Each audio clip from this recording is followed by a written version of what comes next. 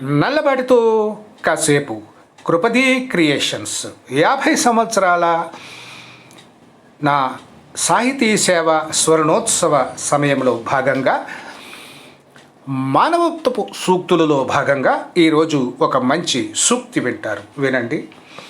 సన్నగా దారపు పోగులా ఉన్న సత్యపు దారినే ఎంచుకో, లావుగా మోటు తాడులా ఉందని అసత్యపు దారిని ఎంచుకోకు.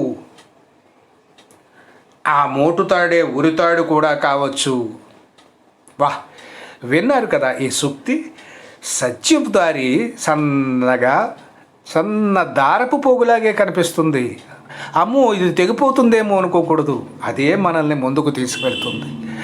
లావుగా ఉంది ఈ దారపు దారి, బాగుంది అని అసత్యపు దారిని ఎంచుకుంటే ఆ లావు దారే మన పీకికి ఉరితాడు కూడా కావచ్చు అంటున్నాడు. ఎంత గొప్ప మానవత్వపు సూక్తో విన్నారు కదా. మరి ఒకసారి ఈ సూక్తిని వినండి.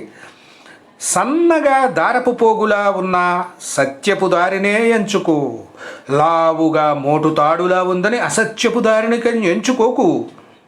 ఆ మోటు తాడే నీకు ఉరితాడు కూడా కావచ్చు.